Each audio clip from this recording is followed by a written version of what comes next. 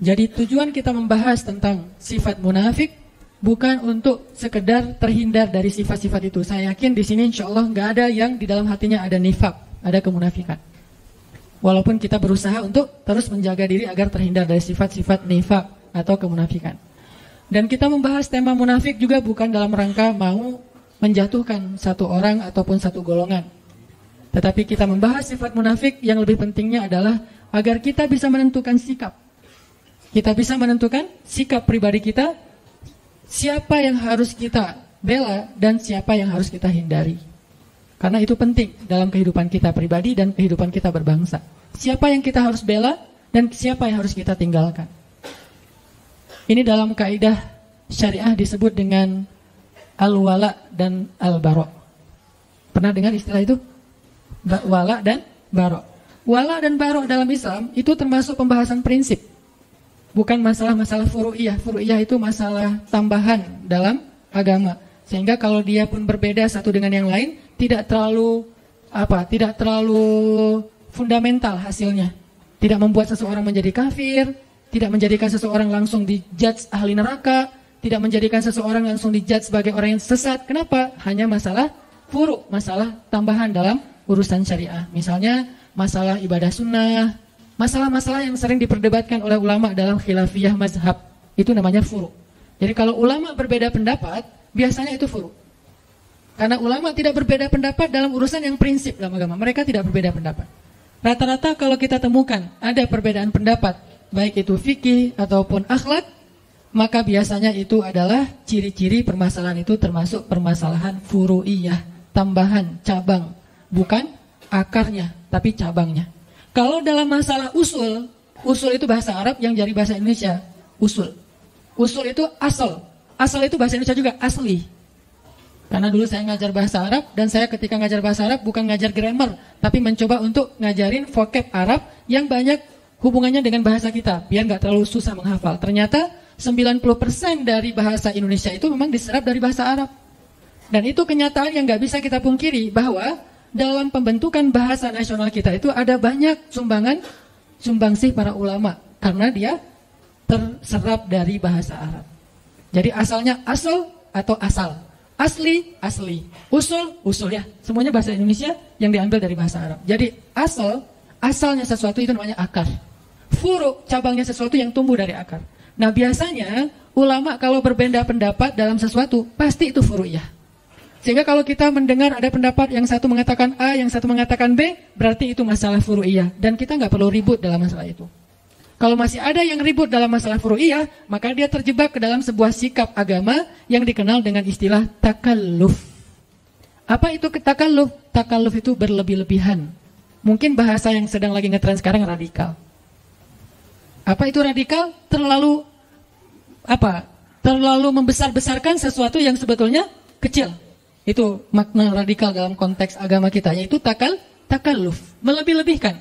Sesuatu yang masih bisa ditolerir tapi dibahas setiap hari. Seolah-olah itu menjadi prinsip agama. Seolah-olah yang melanggar itu langsung masuk neraka besoknya. Seolah-olah dia itu di neraka yang paling dalam. Seolah-olah dia yang paling celaka di muka bumi. Nah ini namanya takalluf. Ini radikal yang sebenarnya. Terlalu takalluf dalam urusan furu', dalam urusan mazhab. Sehingga sikap kita dalam perbedaan mazhab adalah respect, no judgment, menghargai pendapat yang berbeda. Jadi malam ini kita akan membahas salah satu yang usul, yaitu masalah kemunafikan. Ini yang pertama sekali Allah ceritakan di Al-Quran ketika Allah membuka surat Al-Baqarah. Walaupun surat Al-Baqarah itu turunnya belakangan, tetapi ditaruhnya di depan. Langsung setelah Ummul Kitab. Seolah-olah Al-Baqarah itu anak pertama. Karena Al-Fatihah ibunya kan? Ibunya Al-Kitab. Maka anak pertamanya Al-Baqarah. Anak sulung nih. Dan yang paling panjang di Al-Quran. Tapi sebagian besarnya Madaniyah, turunnya di Madinah. Walaupun berangsur-angsur. Turunnya di Madinah, tapi kok ditaruh di awal? Saking pentingnya pembahasan yang ada di dalam surat Al-Baqarah. Sampai sebagian ulama mengatakan Al-Baqarah itu sepertiga syariah. Jadi siapa yang bisa mengamalkan surat Al-Baqarah, bukan menghafal, mengamalkan surat Al-Baqarah, dia sudah mengamalkan sepertiga dari agama. Jadi siapa yang bisa mengamalkan Al-Baqarah, maka dia sudah mengamalkan sepertiga dari agama. Dan tahukah kita bahwa Umar ibn Khattab itu mengamalkan surat Al-Baqarah butuh waktu 13 tahun. 13 tahun mengamalkan Al-Baqarah, bukan ngafal. Kalau ngafal buat mereka gampang. Bahkan di antara mereka ada yang ngafal 1 juz itu dengan sekali dengar langsung hafal. Berarti 1 jam 1 juz. Itu pemecah rekor paling dahsyat. 1 juz 1 jam. Kalau di zaman kita mungkin paling cepat 1 juz 1 hari.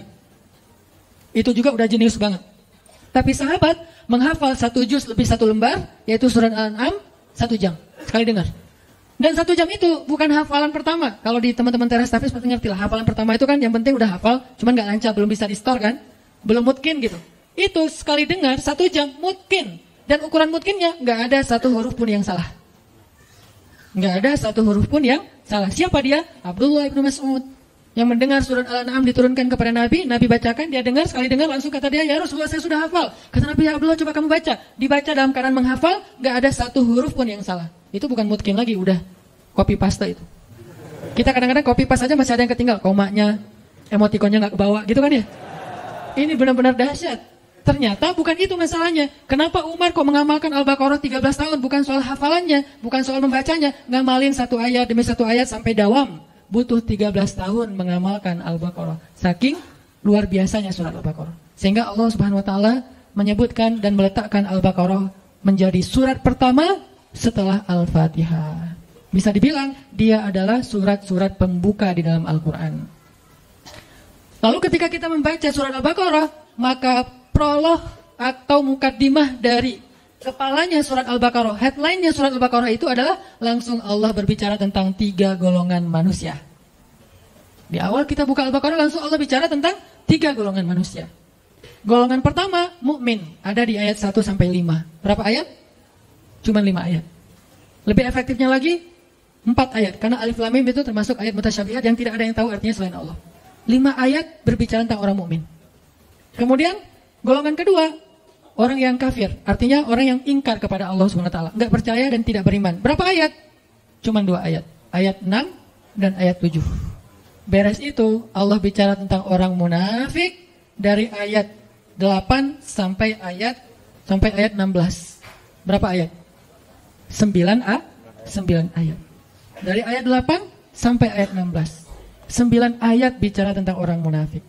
Apakah sudah selesai? Belum. Sisanya Allah kasih contoh-contoh orang munafik di banyak ayat di Al-Baqarah, di banyak surat, di sisa-sisa surat yang lainnya.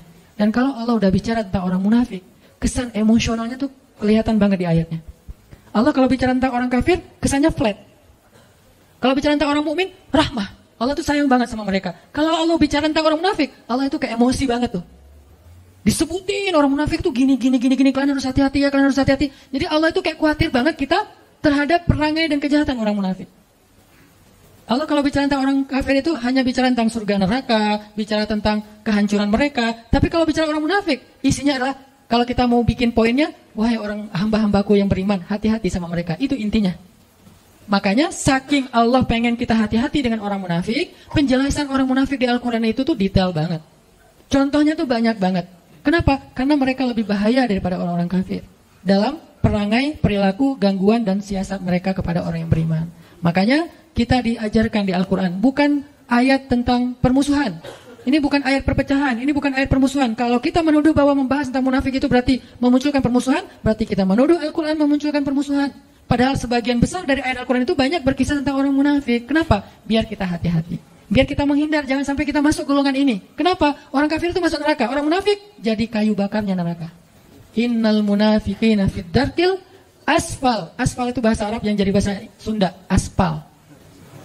Karena orang Sunda nggak bisa, siapa bilang itu fitnah ya. Jadi aspal, tempat paling bawah yang diinjak-injak. Bahasa kitanya aspal. Masa bisa aja sih Ustaz? Benar. Jadi asfali minan nar, aspalnya neraka.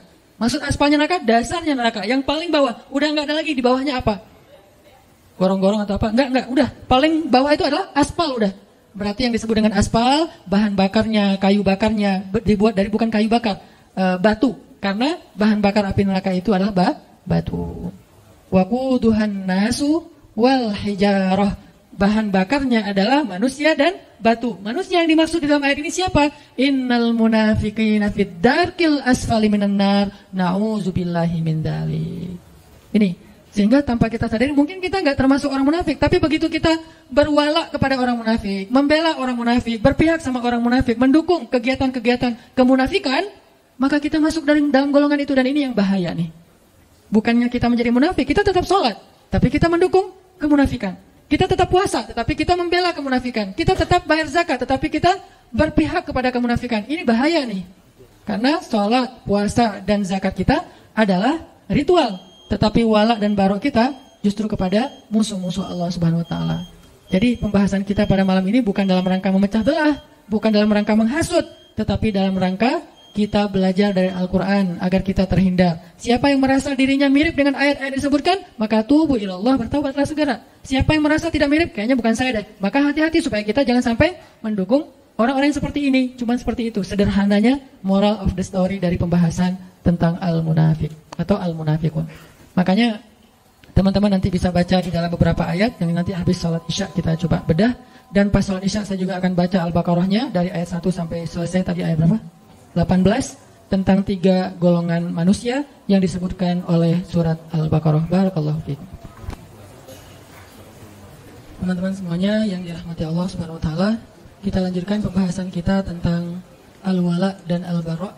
Siapa yang kita berpihak, siapa yang tidak kita perlu berpihak. Dalam hal ini kita mengambil salah satu contohnya adalah orang-orang munafik. Jadi dalam konteks Islam kita nggak boleh berpihak kepada orang munafik. Tapi kalau kita kasihan kepada dia secara manusiawi, itu sangat boleh, bukan hanya boleh, harus. Jadi kita harus bedakan mana sifat kita sebagai sesama manusia, mana sikap kita dalam urusan agama, itu beda. Kalau konteksnya kemanusiaan, itu universal. Kita tuh berbuat baik, nggak boleh ngelihat agama. Mau dia muslim, mau non-muslim, mau dia munafik, mau dia mukmin, mau dia orang baik, mau dia orang jahat. Kita kalau dalam urusan kemanusiaan, maka hak dan kewajibannya sama. Ketika kita ngelihat misalnya ada mantan perampok yang belum bertaubat, berarti bukan mantan ya. Perampok lah ya, belum bertaubat. Atau penjahat, belum bertaubat. Kemudian dia sakit yang parah, terus tergeletak di jalan, nggak ada yang mau menolong dia. Lalu kita lewat dan kita mampu menolong kita. Maka di dalam konteks ini kita wajib untuk menolong dia. Terserah dia seorang penjahat, dia seorang ahli maksiat, bahkan dia orang yang musyrik kepada Allah, orang yang tidak beriman kepada Allah. Karena konteksnya di sini adalah konteks kemanusiaan, nggak ngelihat agama, apalagi ngelihat negara ya. Agama aja nggak boleh jadi sekat kalau dalam konteks kemanusiaan, apalagi negara. Jadi kalau kita bicara Palestina, Suriah, mentang-mentang di sana mayoritasnya Muslim terus jadi nggak ditolong? Enggak. Jadi agama aja bukan masalah, apalagi negara. Mentang-mentang mereka bukan orang Indonesia, jadi bukan tanggung jawab kita. Enggak. Kalau dalam konteks kemanusiaan, bahkan kalau dia adalah orang Yahudi sekalipun, atau dia orang pagan sekalipun yang menyembah batu ataupun kayu atau menyembah patung, kalau dia adalah terzolimi, maka tugas kita adalah menolong dia dengan apapun yang kita bisa. Makanya kemarin ada salah satu pasien kanker di Bandung, beliau kebenaran non-muslim. Bukan salah satu, ada beberapa orang non-muslim, pasien kanker dan kurang mampu. Kemudian karena istri megang beberapa proyek sosial untuk pasien kanker yang kurang mampu, akhirnya kita ambil pasien ini, kita coba audiensi, asistensi ke dokter sampai beres pengobatannya, operasinya. Yang satu meninggal, yang satu alhamdulillah bisa survive. Dan kita nggak mempertanyakan, wah ini kayaknya non-muslim gak usah ditolong. Kayaknya kalau ditolong nggak ada pahala. Pahalanya sama. Mau dia muslim, mau non-muslim, pahala menolong dia adalah sama. Karena dia manusia dalam konteks kemanusiaan. Universal. Ini tidak ada perdebatan di antara ulama. Dalam konteks muamalah juga kayak gitu. Kaidahnya adalah tidak ada kezaliman. Konteks muamalah misalnya jual beli, kita bekerja di sebuah perusahaan yang di situ tuh ada muslim, ada non-muslim. Maka ini universal dengan syarat tidak mengganggu batasan-batasan syariah agama kita. Kalau itu terganggu, maka nanti akan ada pengecualian. Misalnya kita nggak dibolehin pakai hijab di situ, pasti ada pengecualian. Misalnya kita di situ dipaksa untuk minum khamar seperti yang kerja di Jepang misalnya. Selebrasi mereka itu minum sake misalnya. Kalau kita nggak minum, maka kita dimarahi atau dipecat. Di sini ada pengecualian. Tapi kalau tidak membatasi atau mengganggu batasan syariat, maka tidak masalah kita bermuamalah dengan siapapun, bahkan kepada orang yang tidak beriman sekalipun. Apalagi kemanusiaan. Tapi kalau dalam konteks sikap agama, nah, ini lebih spesifik lagi. Di situ beda antara mukmin, kafir, munafik beda. Kafir juga ada dua, ada yang harbi, ada yang zimmi. Yang harbi itu yang memerangi kita, yang zimmi dia tidak memerangi kita, maka kita boleh berbuat baik kepada dia. Namanya non-muslim. Yang tidak memerangi kita. Kalau yang memerangi kita dalam Al-Quran disebut kuffar. Kalau yang tidak memerangi, mereka tidak dipanggil dengan bahasa orang kafirun, tetapi mereka disebut dengan orang Yahudi, orang Nasrani, orang musyrikun, dan seterusnya. Intinya adalah kita tidak ada kewajiban atau anjuran untuk memusuhi mereka. Mereka adalah saudara kita dalam kemanusiaan, dalam negara, dalam bangsa, dalam suku. Dalam konteks apa? Dalam konteks muamalah, dalam konteks kemanusiaan. Kalau dalam konteks agama, kalau mereka tidak memerangi kita, maka kita nggak boleh dilarang untuk menyakiti mereka, apalagi memusuhi mereka. Bahkan jika ada pertikaian antara non-muslim dengan muslim, kita nggak boleh berpihak berdasarkan agama. Ada pertikaian nih dalam urusan muamalah, urusan dagang kah, urusan jual beli kah, jual beli tanah, jual beli rumah, jual beli mobil, dan seterusnya. Ada masalah nih, termasuk masalah misalnya kayak masalah pekerjaan, masalah muamalah. Kalau misalnya ada pertikaian di antara mereka, nggak boleh kita berpihak karena dasarnya agama. Nih saudara saya muslim, saya belain dia. Belum tentu dia benar. Bisa jadi dia yang salah. Maka di situ konteksnya adalah adil. Nggak boleh gara-gara kita beda agama terus kita bersikap zalim. Kalau dia beda agama dengan kita, tapi dia konteksnya di situ korban, maka kita harus membela dia. Bahkan terhadap saudara kita yang sama-sama muslim, kalau ternyata saudara yang muslim itu adalah justru yang zalim. Jadi inilah konsep adilnya Islam. Dan di sini kita juga belajar tentang bab wala dan barok dalam contoh-contoh yang sederhana. Jadi nggak boleh mentang-mentang pokoknya belain aja yang namanya muslim, kita harus bela. Nggak. Unsur akhaka zaliman au mazluman. Tolonglah saudara kamu dalam keadaan zalim atau terzalimi. Ini maksudnya apa nih? Kan kita harus nolongin saudara kita, Ustaz, walaupun dia zalim. Menolong saudara kita yang zalim artinya hindarkan dia dari kezaliman. Kalau dia udah terlanjur melakukan kezaliman, maka tegakkanlah keadilan. Wa'dilu huwa aqrabu littaqwa. Bersikap adillah karena dia yang paling dekat kepada ketakwaan. Bahkan kepada orang yang kita benci kita harus bersifat adil, fair, bahasa sederhananya. Kayak gimana? Kita nggak suka dengan satu kelompok. Apakah dasarnya agama, dasarnya golongan, dasarnya emosional pribadi? Nggak suka aja dengan satu kelompok. Kan ada yang suka gitu ya? Satu grup WhatsApp nggak suka kepada grup WhatsApp yang lain. Namanya grup sebelah. Terus gara-gara kita nggak suka, kita bersikap nggak fair. Ini bukan sifat muslim. Kenapa? Allah berfirman, wala yajrimannakum syana'anu qaumin ala alla ta'dilu i'dilu huwa aqrabu littaqwa. Janganlah kebencian kalian kepada satu grup WhatsApp. Ini terjemahan apa? Ini contohnya. Janganlah kebencian kalian kepada satu kelompok, satu golongan, satu grup membuat kalian bersikap tidak adil kepada mereka. Maka bersikap adillah karena keadilan itu dekat kepada ketakwaan. Jadi nggak boleh gara-gara kita nggak suka terus kita nggak fair dalam urusan muamalah, dalam urusan hak dan kewajiban, dalam urusan kemanusiaan nggak boleh. Tapi dalam urusan sikap, agama, dakwah, dan syariah, maka di sini ada penjelasan dan koridornya sendiri. Yang akan kita bahas hari ini adalah sikap kita yang berkaitan dengan pembelaan kita terhadap agama. Menegakkan agama Allah Subhanahu wa taala. Dan hal yang perlu kita pahami, yang akhir-akhir ini mulai agak dikhawatirkan, ditakut-takuti, sehingga kita jadi resah. Menegakkan agama itu bukan berarti meruntuhkan negara. Sejak kapan agama dan negara itu kontradiktif? Sejak kapan? Gara-gara kita menegakkan agama, lantas meruntuhkan negara? Nggak mungkin. Kalau dia meruntuhkan negara, berarti dia meruntuhkan agama. Itu satu paket.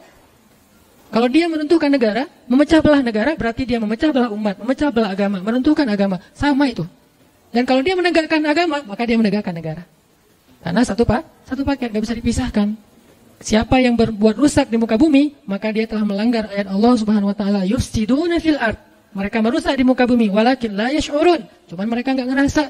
Jadi Allah menyuruh kita untuk islah, memperbaiki, imarah, membangun, bukan justru merusak. Jadi nggak mungkin orang yang pengen menerapkan agama dalam konteks pribadinya berarti jadi masalah dalam sebuah tatanan negara, itu nggak mungkin. Kalau dia memahami agama itu secara komprehensif, bukan parsial.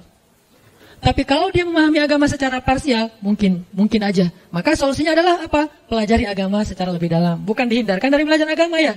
Kalau kita dilarang untuk belajar agama, berarti kita dibiarkan untuk awam tentang kebenaran. Ketika kita nggak ngerti tentang konsep kebenaran, maka kita akan bisa saja menjadi masalah dalam sebuah lingkungan, masyarakat, dan bangsa. Justru kita nggak mau itu terjadi. Belajarlah agama, supaya punya konsep kebenaran. Dan konsep kebenaran agama, apalagi Islam, adalah konsep yang sangat rahmatan lil alamin. Lalu apa yang membuat orang takut belajar Islam?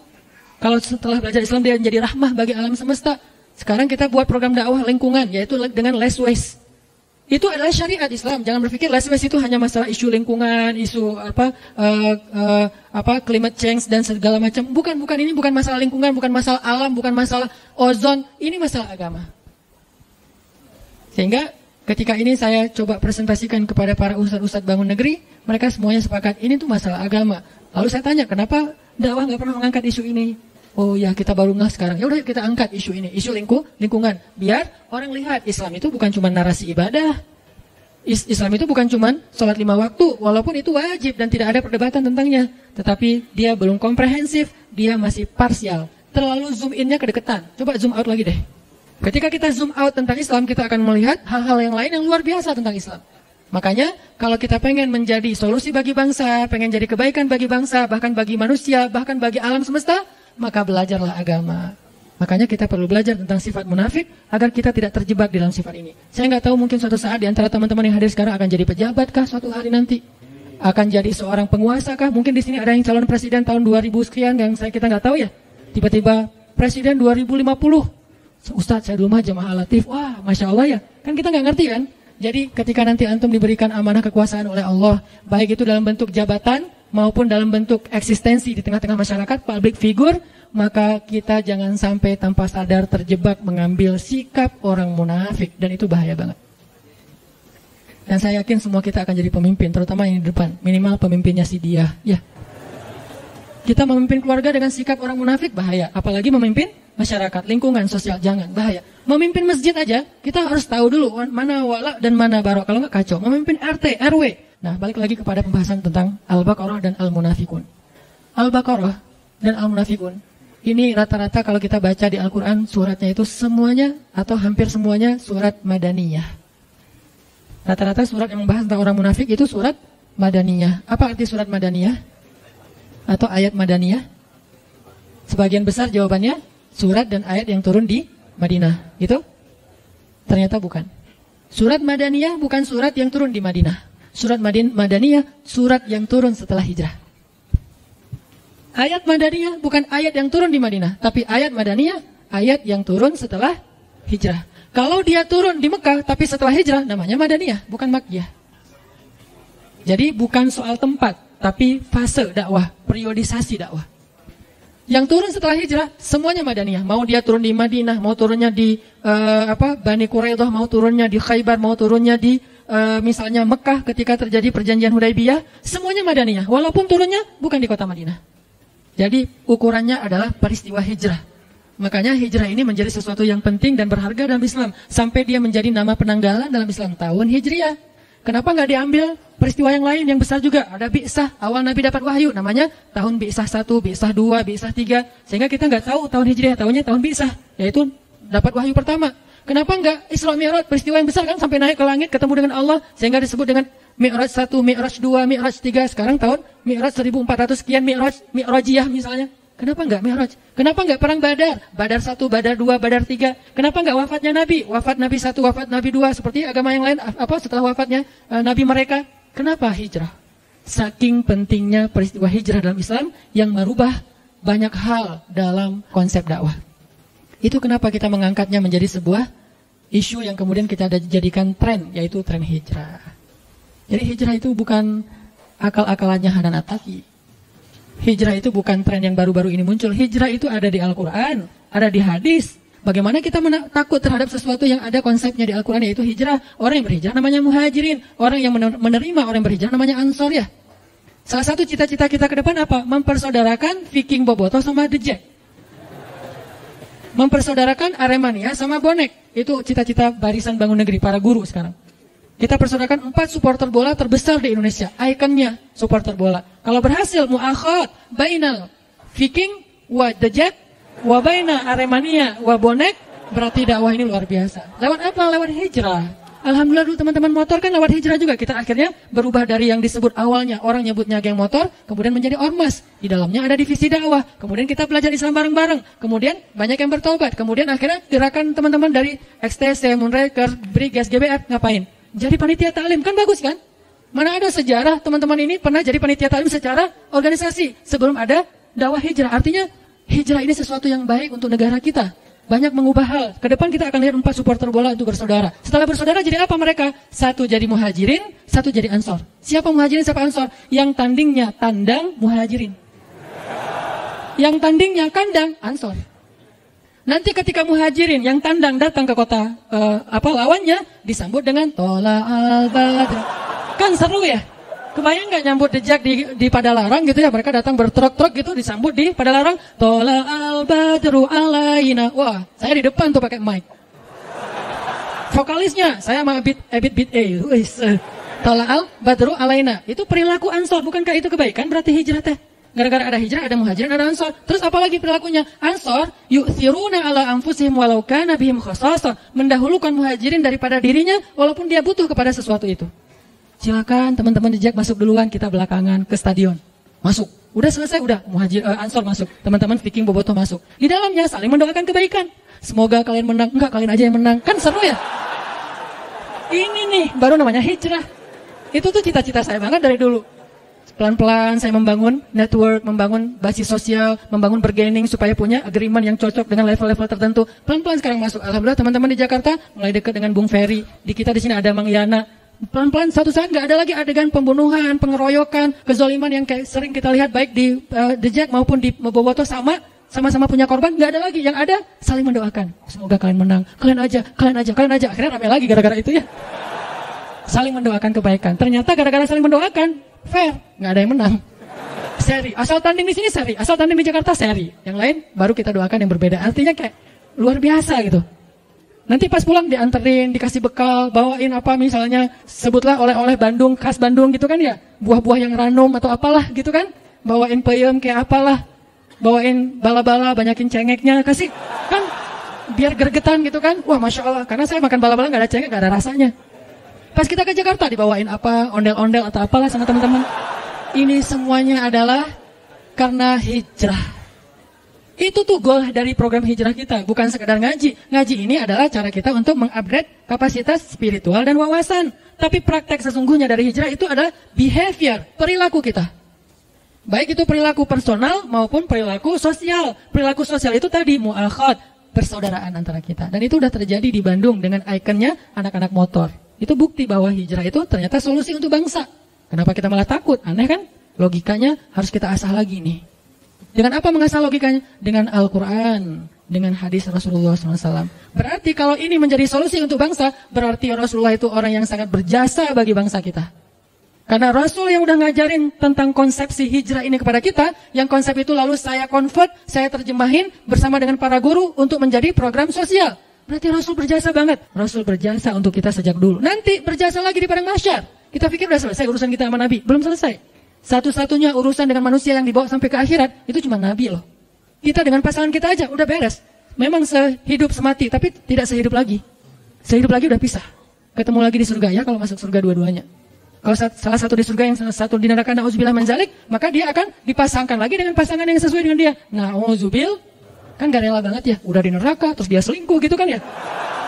Jangan sampai. Makanya, kalau dua-duanya di surga, balik lagi bareng. Makanya, Rasul itu berjasa untuk kita bukan cuma di dunia teman-teman. Sampai di padang mahsyar. Satu-satunya manusia yang teman-teman bisa lihat di YouTube beberapa booster saya tentang Rasulullah yang paling sibuk di akhirat. Yang paling sibuk mengurus orang lain itu cuma satu orang. Nabi Muhammad SAW. Yang lain semuanya ngurus diri sendiri. Semuanya berlaku kalimat, Kullum ri'im minhum yawma idin sya'nun yughnih. Semua orang pada hari itu sibuk dengan urusannya sendiri-sendiri. Illa Rasulullah SAW. Yang sibuk dengan urusan umatnya. Makanya gak terputus urusan kita dengan Nabi. Gak terikat dengan zaman, tempat, terus sampai lintas zaman, dunia dan akhirat. Jadi kita balik lagi, ternyata pembahasan tentang orang munafik itu muncul setelah hijrah. Bukan di Madinah, setelah hijrah. Kenapa baru muncul munafik ini? Gerakannya, kekacauannya setelah hijrah. Karena Islam setelah hijrah itu mulai eksis. Sebelum hijrah, Islam itu tertindas. Islam itu tersembunyi. Hanya ada di beberapa golongan-golongan kecil, yaitu orang-orang yang lemah di kota Mekah. Tapi setelah hijrah, Islam itu eksis, kuat, berpengaruh. Muncullah orang-orang munafik. Muncullah ayat-ayat tentang munafik. Muncullah surat Al-Munafikun. Cari di Al-Quran, itu surat apa? Madaniyah. Surat yang turun setelah hijrah. Jadi nggak heran kalau kemunafikan dalam berbagai macam bentuk-bentuknya itu muncul setelah Islam semakin eksis dan berpengaruh. Orang mulai datang ke masjid beramai-ramai. Yang dulunya kita susah banget ngelihat anak muda ramai di masjid seperti sekarang ya. Dulu masjid itu diramaikan oleh siapa? oleh kakek-kakek. Sekarang fenomenanya Masya Allah, setelah hijrah dalam konteks kekitaan, maka yadkhuluna fi dinillahi afwaja. Orang berbondong-bondong masuk ke dalam agama Allah. Agama di sini bisa artinya syariat, bisa artinya masjid, bisa artinya taklim. Berbondong-bondong. Baik itu kajian saya, kajian Ustaz Abdul Somad, kajian Ustaz yang lain, semuanya ramai. Lebih ramai daripada konser. Setelah apa? Setelah hijrah. Maka dalam satu paket, begitu hijrah muncul, eksistensi Islam muncul, muncullah kemunafikan. Kenapa dia muncul? Baru dibedah oleh Al-Quran. Kemunafikan itu kenapa kok munculnya setelah hijrah? Terus perangainya kayak gimana? Itu kenapa surat-surat atau ayat kemunafikan itu rata-rata madaniyah. Pertanyaan berikutnya, kenapa kemunafikan muncul setelah hijrah dan Islam eksis? Salah satu masalahnya adalah ciri-ciri orang munafik atau golongan munafik adalah dengki. Bahasa Arabnya hasadin. Makanya ada doa, min syarri hasidin idza hasad, dari kedengkian orang yang dengki. Dia dengki dengan keislaman, dia dengki dengan eksistensinya kaum muslimin. Dia dengki, dia nggak suka. Bahasa lainnya selain hasad apa? Ghillan. Makanya di dalam Al-Qur'an Allah mengajarkan kita juga doa, wala taj'al fi qulubina ghillan lil ladzina amanu. Ya Allah, jangan jadikan di dalam hati kami rasa dengki kepada sesama orang beriman. Jadi kalau kita dengki kepada kelompok-kelompok kaum muslimin gara-gara dia lebih eksis, maka jangan-jangan di dalam hati kita ada kemunafikan, wal iyadzubillah. Kalau kemunafikan itu baru di hati aja, maka ini masih munafik kecil. Kalau kemunafikan itu kemudian berbentuk cara kita, sikap kita menghalang-halangi kebaikan dan dakwah, berarti sudah masuk kemunafikan besar. Dan itu berlakulah ayat innal munafiqina fid darkil asfali minan nar, nauzubillah. Kalau kemunafikannya masih dalam hati, masih kemunafikan kecil. Saya nggak suka ngeliat kajian itu ramai. Saya nggak suka ngeliat masjid kok ramai sekali. Berarti dia dalam hati doang. Kalau dia lalu dengan kedengkian itu kemudian membuat sebuah penghalang agar orang tidak lagi bisa meramaikan masjid, dia halang-halangi, dia fitnah, dia pecah belah, berarti sudah dengkinya, kemunafikannya kemunafikan yang besar. Dan kalau sudah kemunafikan yang besar, bahasanya Allah di surat Al-Munafikun apa? Humul aduwwu fahzarhum. Mereka itu musuh dan hati-hatilah kalian terhadap mereka. Sekarang kita tinggal melihat diri kita masing-masing. Apakah kita dengki terhadap kelompok sesama kaum muslimin? Taklimnya rame, taklim yang di sana rame, kajian yang di sana rame, festival yang itu kok rame banget, berbondong-bondong orang datang. Ada 1, 2, dan 3 sekarang ya. Masjid di sana kok rame dengan anak muda, masjid di sana rame dengan ibu-ibu taklim, yang di sana rame dengan bapak-bapak atau kakek-kakek. Masing-masing punya segmentasi yang berbeda-beda ya. Kajiannya berbeda-beda juga. Masjid di sana tuh kajiannya rutin, masjid di sana tuh hari Ahad, namanya jihad, pengajian hari Ahad, bebas. Kalau kita dengki ngelihat masjid ramai, berarti dalam diri kita udah ada ayatul munafik. Salah satu ciri kemunafikan. Hati-hati. Kalau kita nggak suka ngelihat masjid ramai. Tapi kalau kita melihat bukan ke masjid ramainya, lebih ke urusan teknis, maka cari solusi, jangan dihalangi. Cara solusinya gimana? Ya udah batasi pesertanya, jangan rame-rame. Karena kenapa? Karena nggak memadai misalnya tempatnya. Atau carikan, yuk kita sama-sama dukung. Karena masjidnya udah ramai, parkir nggak ada. Ya udah, siapa yang mau meminjamkan lapangannya untuk parkir? Nanti berlaku di situ ayat wa ta'awanu 'alal birri wat taqwa, saling menolong dalam kebaikan dan ketakwaan. Itu lebih bagus lagi. In tansurullaha yansurkum. Kalau kamu tolong agama Allah, Allah tolong kamu. Tijarah dengan Allah, dengan hartanya dan dirinya. Itu yang harusnya kita lakukan. Ngelihat masjid ramai. Al-Latif sekarang ramai nih. Aduh, membludak parkir susah. Akhirnya jamaah kadang-kadang mikir untuk kajiannya di Al-Latif ya. Aduh, pasti parkirnya susah, gak jadi datang deh. Sehingga yang datangnya setengah dari biasanya. Kalau di TSB datang karena parkirnya luas, tempatnya luas. Nah, kita carikan solusi. Kan nggak mungkin setiap hari, setiap minggu juga di TSB karena mereka juga punya jadwal. Oh ya udah, saya punya lapangan. Di mana? Misalnya di Cihanjuang. Nggak mungkin juga sih, kejauhan gitu. Saya punya lapangan daerah-daerah sini nih, daerah Cihapit. Pakai aja. Nggak usah wakaf, tapi pinjam. Karena kalau wakaf mungkin agak berat, kita masih butuh ya. Pinjamin aja lapangan. Berarti kita mendukung agama Allah dan senang kalau masjid ramai. Kita sumbang apa yang kita bisa sumbang? Makanan kayak atau apa aja biar nyaman jamaahnya. Berarti insya Allah di dalam hati kita itu ada iman. Kenapa? Hanya orang yang beriman yang senang melihat masjid itu makmur. Innama ya'muru masajidallah man aman. Sesungguhnya yang memakmurkan masjid Allah dan senang dengan makmurnya masjid, man amana billah, orang yang beriman kepada Allah. Tapi kalau kita dengki dengan dakwah, dengki dengan ta'lim, dengki dengan kajian, dengki dengan public figure yang bisa membawa banyak massa, crowd event, dengki dengan masjid yang semakin ramai, berarti jangan-jangan fi qulubihim marad, di hati mereka ada penyakit. Kalau penyakit itu nggak segera kita obati dengan istighfar dan taubat, maka Allah mengancam dengan kalimat fazadahumullahu marada. Allah tambahkan lagi itu penyakitnya sehingga dia semakin jauh dari Allah. Salah satu ciri kemunafikan dengki, nggak suka. Karena kedengkian itulah mereka suka mencela, suka menghina. Wa idza laqul ladzina amanu qalu amanna wa idza khalau ila syayatinihim qalu inna ma'akum innama nahnu mustahzi'un. Suka membicarakan orang yang beriman di belakang mereka. Suka mencari-cari kekurangan orang yang beriman, mencari-cari kekurangan dakwah, dia halang-halangin, dirintang-rintangin, dicari sesuatu yang bisa menjelek-jelekan mereka. Ini adalah karena kedengkian. Sehingga akhirnya perangai mereka apa? Karena dengki, ya jelek-jelekin. Kita kalau udah benci sama seseorang, dengki kan cari kejelekannya. Makanya muncullah ayat, wa idza ra'aitahum yakhuduna fi ayatina, wa idza ra'aital ladzina yakhuduna fi ayatina fa'arid anhum. Kalau kalian melihat mereka memperolok-olok agama Allah, ayatnya, nabinya, syariatnya, hamba-hamba yang berimannya, maka tinggalkan mereka. Allah suruh kita tinggalkan, jangan berpihak sama mereka, apalagi nge-following, unfollow. Kalau penasaran, lihat aja pakai akun yang satunya. Jangan follow. Jadi tinggalkan di sini itu unfollow. Ada di grup, left group. Tapi dengan baik. Kalau orang yang di dalam grup tadi menurut kita dia berbuat sesuatu yang nggak nyaman dalam urusan agama, kita tinggalkan grupnya. Tapi kita nggak boleh ninggalin orangnya. Kita hanya meninggalkan perangainya, tidak meninggalkan orangnya. Kalau orangnya suatu saat butuh, kita boleh menolong dia. Bahkan harus. Jangan mentang-mentang dia pernah menghina agama Allah, terus kalau dia butuh kita nggak nolongin dia, nggak, tetap kita tolongin kalau kita mampu. Siapa yang menolong? Yang paling dekat dengan dia hubungannya. Al-aqrab summal aqrab. Adil ya, fair ya. Dalam urusan kesalahannya kita nggak mau ikutan. Tapi dalam urusan kebutuhan manusiawinya kita akan menolong dia. Itu fair banget. Itulah rahmatan lil alamin. Itu Islam. Bukan ditinggalkan sama sekali. Itu ekstremis. Bukan juga berpihak banget sama dia. Itu namanya cari muka. Atau dia labil nggak punya sikap. Islam itu wasaton, tengah-tengah. Arti tengah-tengah bukan labil. Dia dalam satu hal bersikap tegas, di sifat yang dalam hal yang lain dia bersikap penuh dengan kasih sayang. Satu, dengki, penyakitnya. Dua, penyakit munafik adalah sombong. Penyakit hatinya orang munafik adalah sombong. Memandang orang-orang yang beribadah kepada Allah, memandang orang-orang yang taat kepada Allah itu rendah.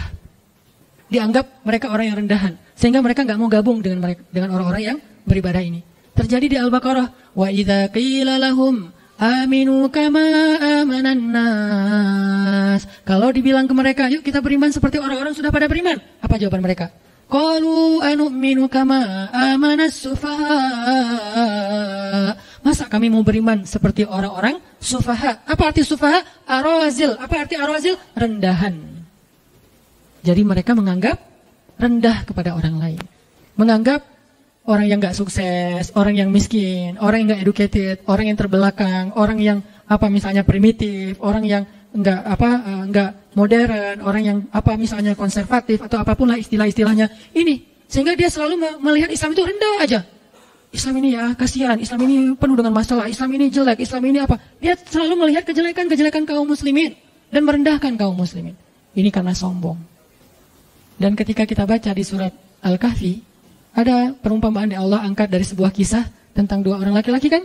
Yang satu diberikan harta dan diberikan pengikut yang banyak, followersnya banyak. Yang satu lagi nggak diberikan harta dan tidak diberikan pengikut yang banyak, dia bukan selebgram. Yang selebgram ini bilang, harta saya lebih banyak dan pengikut saya lebih kuat.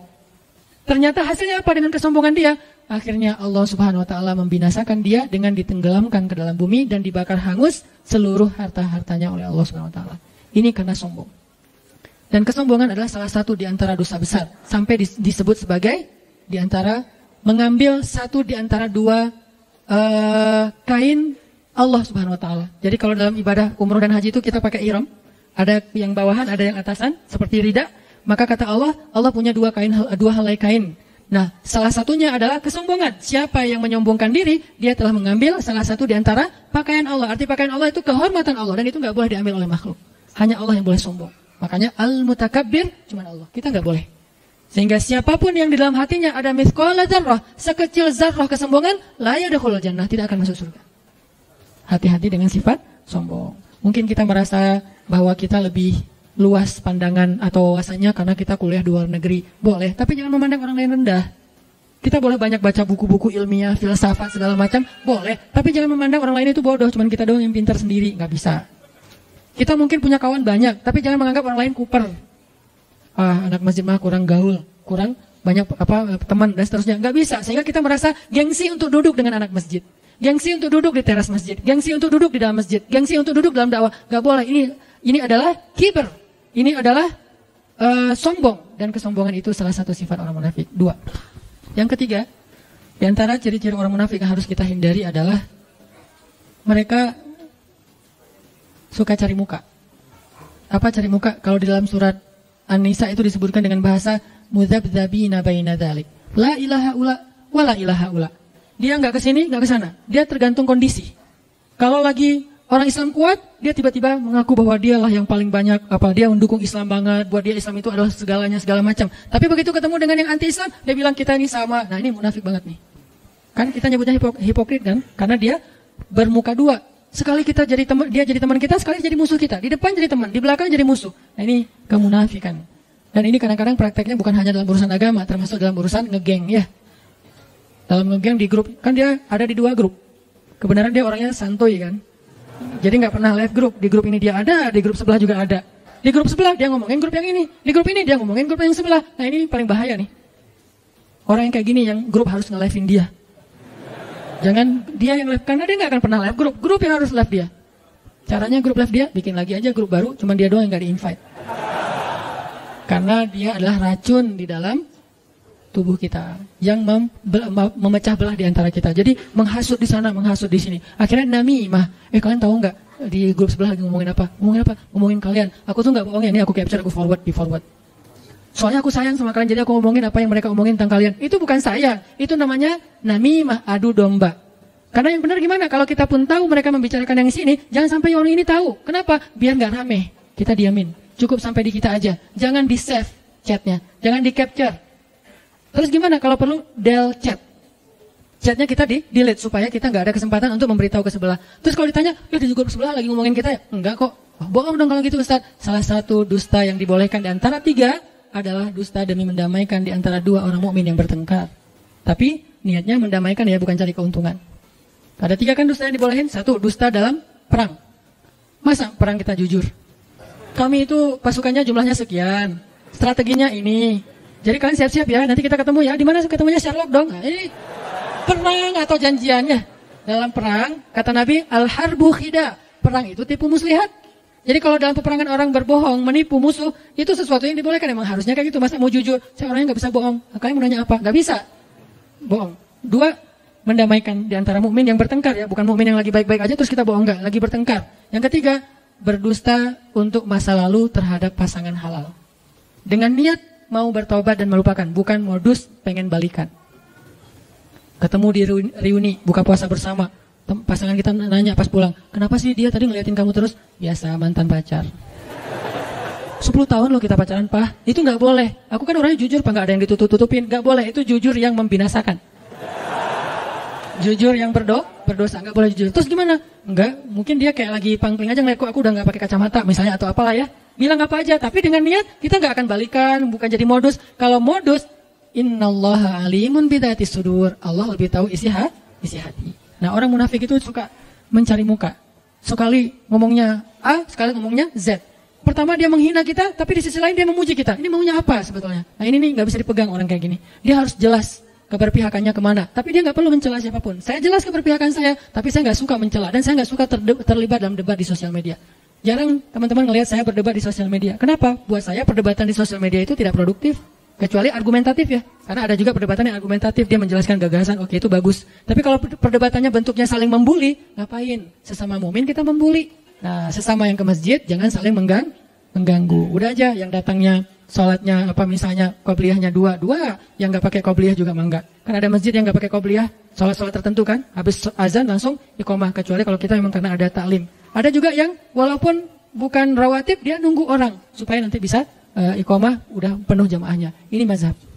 Dia bermuka 2. Yudzabzabina baina dzalik. Yang keempat, di antara ciri orang munafik itu adalah memecah belah. Wa idza qila lahum la tufsiduna fil ard qalu innama nahnu muslihun. Kalau dikasih nasihat janganlah kalian merusak di muka bumi, salah satu di antara maksud merusak adalah memecah belah. Jadi ajaran kita, narasi kita, ajakan kita, broadcast kita, postingan kita harusnya mempersatukan. Tapi kita tetap harus mengedukasi. Jangan gara-gara kita takut memecah belah terus akhirnya kita diam dan tidak mengedukasi apa-apa. Ketika kita posting tentang Suriah, tentang Rohingya, tentang Suriah, kita mengangkat sesuatu agar masyarakat aware untuk membantu. Bukan kita sedang memecah belah. Ketika kita bicara tentang negara, bukan memecah belah, tetapi agar kita semuanya aware dan care dengan negara kita. Yang membangun negara itu bukan cuma para politikus, kita rakyat juga punya hak membangun negara dengan karya. Makanya kita saling share supaya kita bangun negara bareng-bareng. Dimulai dari mana? Karena kita muslim dari masjid. Tapi jangan sampai kita saling menjelekan dan kemudian akhirnya menjudge orang lain. Yang kelima, orang munafik itu adalah ucapannya manis. Makanya Allah berfirman di surat Al-Munafikun, kalau kalian melihat penampilan mereka, kalian akan kagum. Karena penampilan mereka kayak orang-orang yang berpendidikan, ilmiah banget. Kemudian kalau mereka bicara, kalian akan takjub mendengar ucapan mereka. Ucapannya itu kayak yang benar gitu. Kayak yang benar. Padahal mereka itu berargumen untuk menumpulkan pemahaman orang terhadap agama Allah SWT. Jadi tidak semua orang yang pandai bicara berarti harusnya dia benar. Maka yang menjadi ukuran kebenaran dan yang salah bukan argumentasi seseorang, tetapi apa dasarnya, apa referensinya. Kalau dasar dan referensinya ayat Allah, hadis Rasulullah SAW, maka mudah-mudahan dia adalah orang yang berkata qaulan sadida, ucapan yang jujur, ucapan yang benar. Tapi kalau yang dia bicarakan itu justru bertolak belakang dengan ayat Allah, bertolak belakang kaidahnya, bukan mana ayatnya. Kadang-kadang nggak harus persis ayatnya, tetapi dia tidak bertolak belakang dengan ayat Allah, maka itu benar. Tapi kalau bertolak belakang, Allah mengatakan tutup aurat, dia bilang suruh buka. Allah mengatakan nikahlah, dia bilang jangan nikah. Nah ini bertolak belakang nih. Kalau bertolak belakang, kita jangan lihat argumennya, tapi lihat dalilnya. Bertentangan nggak dengan agama Allah? Bertentangan nggak dengan syariat? Kalau ada orang mengajak, yuk kita nikah segera mungkin, nikah muda, jangan takut nanti Allah yang kasih rezeki. Karena saya udah mempraktekkan itu. Saya udah punya pengalaman dan pengalaman itu saya share. Saya menikah nggak punya modal. Menikah nggak punya modal, tapi Allah modalkan, kemudian Allah mudahkan segala urusan. Punya anak awalnya nggak punya modal, makanya bawa ke bidan karena yang paling murah. Akhirnya bidannya lagi sekolah, saya lahirin sendiri. Istri saya ngelahirin, saya yang bidanin maksudnya. Ngebidanin sendiri. Kenapa? Karena nggak sanggup membawa ke rumah sakit. Tapi apakah udah berakhir hidup saya? Enggak. Setelah itu Allah kasih rezeki. Ujian rezeki. Karena kenapa? Fa inna ma'al usri yusra. Sehingga saya mengajak, memotivasi anak muda, yuk nikah. Tujuannya apa? Biar kita tidak terjebak dalam pergaulan bebas, perzinahan yang diawali dengan pacaran, yang diawali lagi dengan pacaran Islami. Ya. Karena semuanya adalah bahasa talbisul iblis. Kita tinggalkan pacaran. Udah pacarannya habis nikah aja. Itu tuh goals dari saya membawa tema-tema jomblo fisabilillah. Bukan masalah jomblonya sebetulnya. Masalah fitnah. Masalah menjaga kehormatan. Tapi mengajak menikah. Tapi kemudian muncul lagi wacana untuk mempersulit pernikahan. Nah ini juga bahaya nih. Makanya kita harus sama-sama meneliti mana yang terbaik untuk bangsa kita. Cari solusi. Kalau menurut saya, anak muda itu dikasih beasiswa nikah. Siapa yang menikah, beasiswa mahal.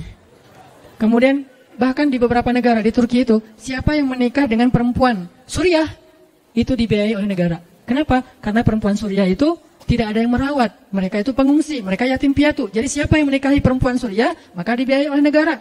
Walaupun nggak harus gitu-gitu amat juga sih. Ntar yang belakang protes, Ustaz emang harus ke Suriah? Nggak juga sih. Ini contoh ya, contoh. Artinya negara terlibat dalam menyelesaikan masalah anak muda. Masalah anak muda itu 3. 1, masalah cinta. Apa solusi negara untuk masalah cinta? Beasiswa menikah. Keren kan? Kedua, masalah anak muda itu adalah karir. Apa solusi negara? Menciptakan lapangan pekerjaan, memudahkan pendidikan, menggratiskan pendidikan. Itu yang kedua. Yang ketiga, masalah anak muda, entertain. Entertain itu tempat ruang mereka untuk kolaborasi, komunikasi, berkreasi, berkarya, termasuk mereka yang senang dengan olahraga, main segala macam. Sediakan ruang-ruang anak muda, youth space gitu ya.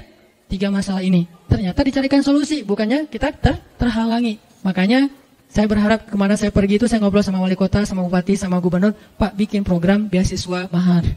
Insya Allah banyak banget yang akan mendukung, terutama usia di bawah 25 tahun. Itu semangat banget. Tapi tetap ada pemerintah mengawal, makanya muncul sekarang wacana peraturan supaya lebih matang secara mental ya, secara psikis. Cuman mudah-mudahan ini benar-benar jadi solusi, sehingga akhirnya tidak ada lagi perempuan yang ditelantarkan. Itu benar banget. Karena ada banyak kasus setelah menikah, perempuannya ditelantarkan, banyak kasus kayak gitu. Akhirnya dia harus pergi ke Hong Kong untuk bekerja karena suaminya tidak bertanggung jawab. Dia harus menafkahi anaknya. Banyak kasus kayak gitu. Nah, makanya dicarikan solusi juga. Intinya adalah agama itu solusi bagi umat, solusi bagi bangsa, solusi bagi negara. Sehingga bangsa yang ingin negaranya maju harusnya mudah-mudahan bisa menerapkan Islam secara kafatan.